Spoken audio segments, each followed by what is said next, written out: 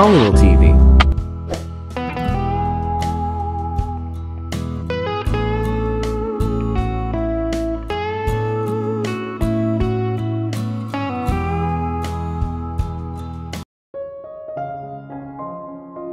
Don't worry Bella, just chill. Take it easy. Don't be nervous. You are fine.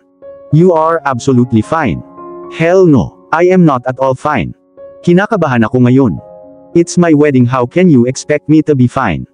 Baliw na konsensya. I was just trying to ease you but you have to worry yourself more. Sige gawin mo yan. Bella, okay ka lang? Tanong ni Yaya. Tumango ako. Lumapit siya at hinalikan ang noo ko. You look beautiful Bella. Tumango lang ako. Bella, alam kong kinakabahan ka, pero baby kung patuloy kang kagat-kagat ng ganyan ang labi mo ay mapupunas lahat ng lipstick mo. Ito na ang pang-apat na beses na nag-apply ako nito. Sorry. Naglagay ulit siya ng lipstick at sinabing, let's go, it's time. Ngumiti ako, syempre, kinakabahan. I mean it's my wedding, you guys don't expect na ako ay tumatalon-talon sa sayaw na masaya sa kasal ko. Pero hindi ka pa rin dapat ganito kabahan. Excuse me Miss Conscience, first time kong magpakasal. Bella, anong iniisip mo? Let's go. Yeah. Hinatid ako ni Yaya sa labas. Paglabas ko, tumayo ako at tumingin sa paligid. Fuck, bakit ang daming tao sa paligid? At bakit lahat sila nakatingin sa akin? They can look at Vrix, why me? That reminds me, kumusta na kaya si Vrix ngayon? Pagkatapos ay nagawa kong tumingala. Napabuntong hininga ako habang nakatingin sa harapan ko. Nakasuot siya ng black tuxedo. Tapos na lahat ng butones ng black shirt niya. Medyo magulo ang buhok niya pero perfect set. He was looking breathtaking handsome. Damn. At eto akala ko kinakabahan ka. Kinakabahan ako. Oh talaga, anong biro? Get lost. Tumingin sa akin si Vrix, iniskan ng mga mata niya ang katawan ko mula sa itaas hanggang sa ibaba, dahilan para mas na-conscious ako sa sarili ko. Nagtama ang mga mata ni Vrix sa akin, muli akong napakagatlabi sa kaba. Agad siyang umiwas ng tingin. Am I looking that bad? Pero sabi ni Yaya maganda daw ako. Baka hindi niya gusto. Lumapit naman si Leia at niyakap ako. Oh dear, you look beautiful. Ngumiti ako. Tumingin ako sa ibaba, naglakad ako sa aisle. Binigay sa akin ni Vrix ang kamay niya, tumingala ako, nagtama ang tingin ko sa pares ng mga mata na kulay dagat. Binigay ko sa kanya ang kamay ko, hinila niya ako. Tumayo ako sa harapan niya. Mommy, sigaw ni Ryan. Napatingin ako sa direksyon niya at nakita kong kumakaway siya sa akin, nakasuit. Ngumiti ako sa kanya sabay lingon kay Vrix. Nagsimula ang pari sa mga vows. Hindi ba niya sasabihing maganda ako? O kahit ano pang ganyan? I mean kadalasan ginagawa yan ng mga husband. Pagpupuri sa kanilang mga wife. Inaasahan mo ba talagang pupurihin ka ng isang mayabang na jerk na tulad niya? Hindi naman pero kaya niya. Kahit na beautiful or even nice. Nakikita kong malaki ang inaasahan mo sa kanya. Sa tingin ko ay dapat na akong tumigil sa pag-asa ng sobra sa kanya. Oh, nakikita kong may utak ka rin. Manahimik ka at hayaan mo akong mag-focus. Biglang sinabi ng pari, do you Vrix Adams take Isabella Wilson as your lawful wife? Oh yes, we are finally there. I do, sabi ni Vrix. Oh Jesus, sabi niya I do. Siyempre, sasabihin niyang I do, tapos pinilit kanyang pakasalan. Oh yes, paano ko makakalimutan yun, jerk? Do you Isabella Wilson take Vrix Adams as your lawful husband? Tanong sa akin ng pari. I do. I now pronounce you as husband and wife. May God bless you. You may now kiss the bride. Holy moly, I am the bride. Hahalikan niya ako. My first kiss. Mawawala ang first kiss ko sa kanya. Well, wala akong pakialam na mawala ang aking unang halik sa isang sexy, hot, at gwapong lalaki. Napaka-desperado mo.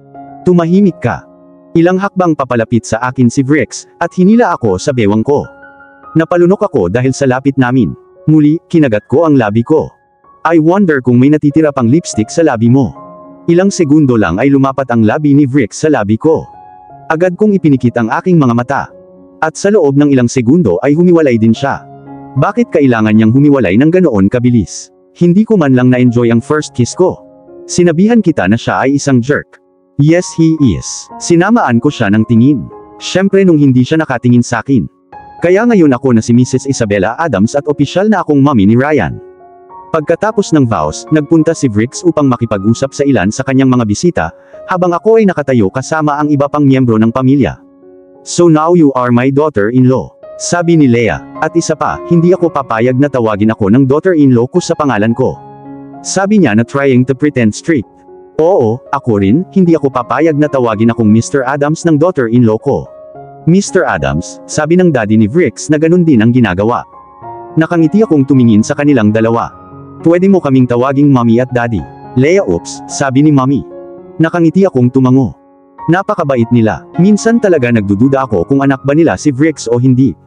Isa siyang total jerk. Lumapit si mommy sa akin at hinawakan ang kamay ko. Bella, alam kong pinakasalan ka ni Vrix dahil lang kay Ryan. Bella, may tiwala ako sa'yo. May tiwala talaga ako sa'yo at iyon ang dahilan kung bakit binigay ko sa'yo ang dalawang mahalagang tao ng buhay ko. Alam kong mahal mo si Ryan at aalagaan mo siya pero Bella, hindi lang ito tungkol kay Vrix kundi si Vrix din sa buhay niya, mahalin mo siya ng pagmamahal na kulang sa buhay niya. Nakita ko ang mga luha sa kanyang mga mata. Ngumiti ako at tumango. Gagawin ko po. Mommy, lumingon ako at nakita ko si Ryan na papalapit sa akin, tumatakbo. Nang tuluyan na siyang lumapit sa akin, nagsimula siyang huminga ng mabigat. Slow down baby, why were you running? Mommy, I found something. Sabi niya sa tuwa na humihinga pa rin ng malalim. What? Tinanong ko siya. Come with me. Sa kanya ako hinila sa kanya saka sinabing, wait here. Tumango ako. Maya-maya ay bumalik siya na may hawak na isang platong puno ng chocolate cake. Mommy say, your favorite. Chocolate cake. Sabi ko sa tuwa. Nakangiting tumango siya at binigay sa akin ang plato. Sinimulan kong kainin ang cake ng masaya. Nang matapos ako sa aking cake, inilagay ko ang plato sa mesa at sinabing, maraming salamat baby. Humagikik siya at sinabing, Mommy, you eat just like a baby. Ha! Umiling siya at kumuha ng tissue paper sa table at binigay sa akin. The cake is all over your mouth. Nilinis ko ang mukha ko gamit ang tissue paper. Salamat. Now I am going to have some chickens, bye. Tumawa ako at sinabing, bye. Babalik na sana ako kay mommy nang mapunta ang mga mata ko kay Yaya na mukhang nag-aalala. Papalapit na ako sa kanya nang magsimula siyang maglakad papunta kay Vrix. Tinawag niya si Vrix, na abala sa pakikipag-usap sa ilang tao.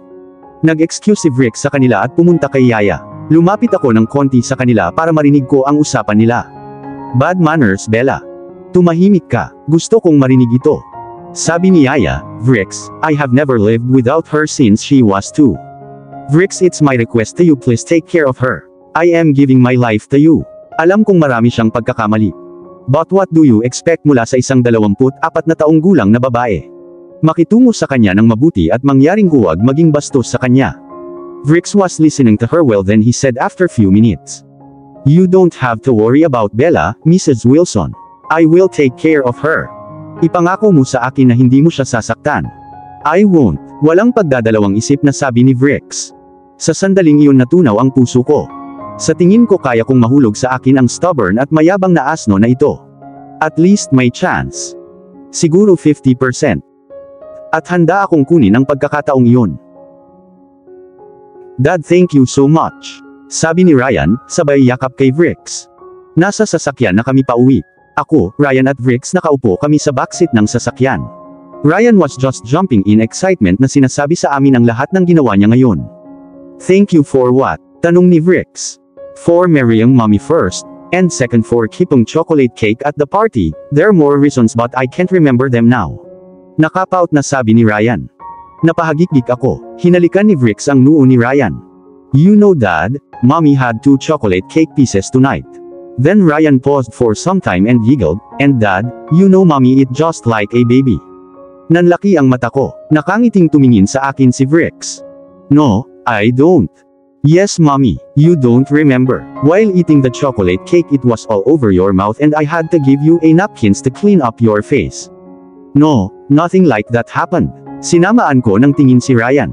Naintindihan naman niya ang gusto kong sabihin at agad niyang itinikom ang bibig niya.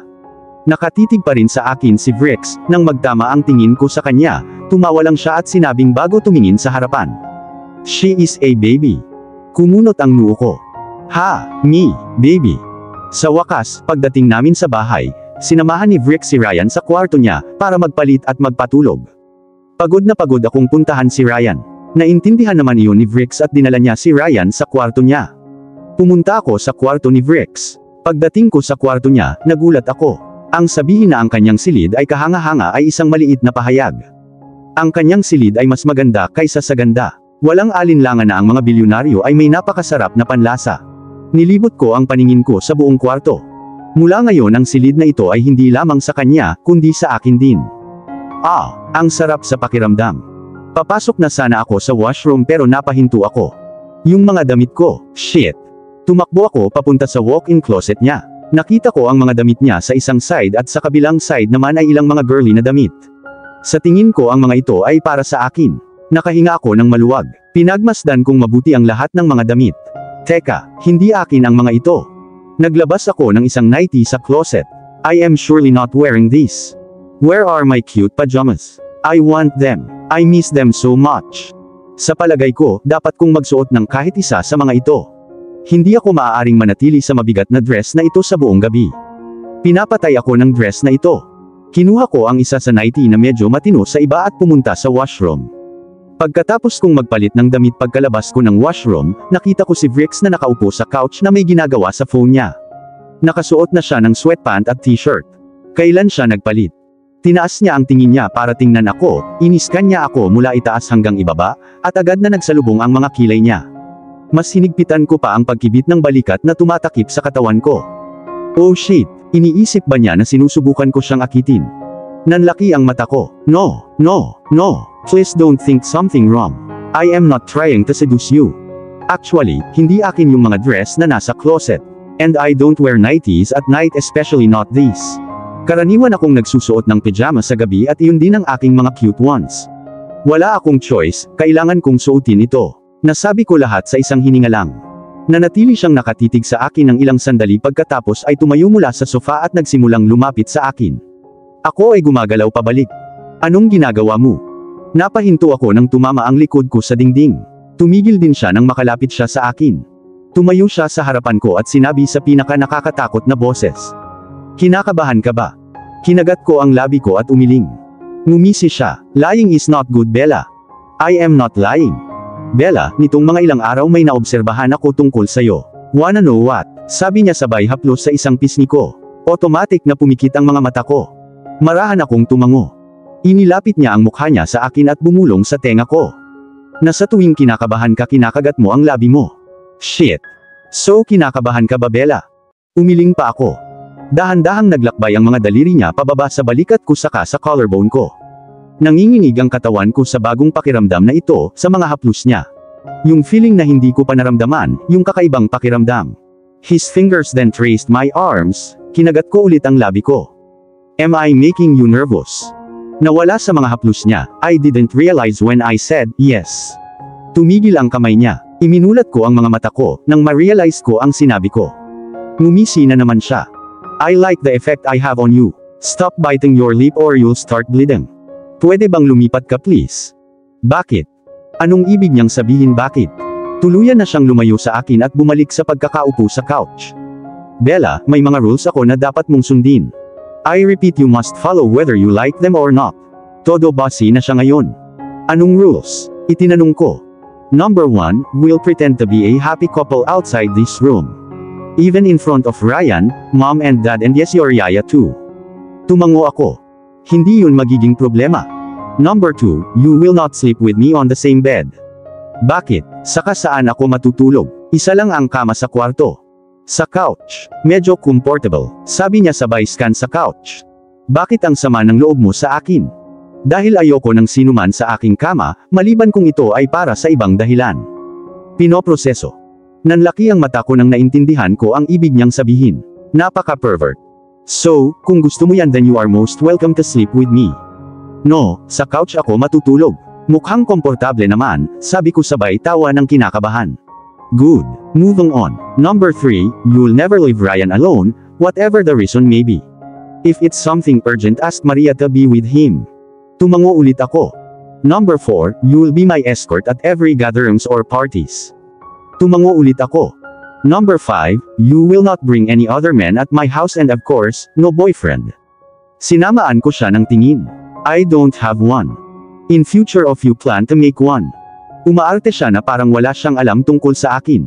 Number 6, wherever you go or wherever you take Ryan, you will inform me and if I say no then don't dare to step out of the house and neither will you try to fight me or convince me. Meanie. Rude. Jerk. Number 7, you will not use any bad words or curse anyone in this house, and of course not in front of Ryan. Binalaan mo na ako tungkol dyan. Still reminding you, you have a habit of spacing out at times. Siguro that time busy ka sa sarili mong fairyland. Sinamaan ko siya ng tingin. Ngayon I am really hating him. Number 8, you will not go to that room downstairs, where I caught you last time. Bakit? I don't like people disturbing my privacy. If you go there, you will face the worst for yourself. Nanginig ako sa sinabi niya. The last one and the most important one. Kinusot ko ang aking mga mata. Oh, so there are more. Number 9, no drinking, no going to clubs. So, iniisip niya na umiinom ako at pumupunta sa mga club araw-araw. Hindi ako pumupunta sa mga club araw-araw. Hindi ka pupunta sa club kahit isang beses. Masusuntok ko kaya siya sa perpektong sculptured na mukha. Tumango ako. Ang hilig talaga ng lalaking ito na galitin ako. What if I break any of these rules? Curiosity kong tanong. I mean it's not like I'll break them but still I should know. There will be consequences. What kind of consequences? Pinakamasama sa iniisip mo. Pagkatapos ay bumangon siya mula sa sopa at sinabing, ang suggestion ko sa iyo ay huwag lumabag sa anumang rules, sigurado akong hindi mo magugustuhan ang mga parusa. Tinatakot niya ako ngayon. Naglagay siya ng kumot at unan sa sopa at siya na mismo ang humiga sa kama. Have a good and comfortable sleep, Mrs. Adams. Nakahiga yun sa kama habang ang isang kamay ay nakapatong sa kanyang templo at nakapikit. Hindi ako makapaniwala na ginagawa niya talaga ito sa akin. Itinapak ko ang mga paa ko sa sahig at pumunta sa sofa. Humiga ako sa couch at sinubukang matulog pero where the hell is my sleep? Hindi ko siya mahanap kahit saan. I think tumakbo siya palayo nang makita ang couch. Paulit-ulit kong binago ang posisyon ko, uncomfortable as hell. Pagkatapos ay nahulog ang mga mata ko, sa lalaking komportableng natutulog sa kama. Paano siya natutulog ng mapayapa, kung literal na namamatay ako sa fucking couch na ito? Paano kung patayin ko siya habang natutulog? Napaisip ako na may evil smirk sa mukha. Well you can't, so stop giving yourself fake hopes and just sleep. Sabi ni Vrix na nakapikit pa rin. Nanlaki ang mata ko. Nababasa niya ba ang iniisip ko? No, masyado ka lang mag-isip. Stop thinking, Bella. Stop thinking. Sinamaan ko siya ng tingin. Fucking Vrix Adams, bulong ko. Are you planning to get a punishment already? Di ba sabi ko bawal magmura? Mabilis akong tumalikod at ipinikit ang aking mga mata trying my best to sleep and not think anymore. Hindi ko na matandaan kung kailan ako nakatulog. At dito na po, nagtatapos ang part 8 ng ating kwento. Sabay-sabay po nating abangan ang susunod na kabanata. Maraming salamat po. God bless and ingat po tayong lahat.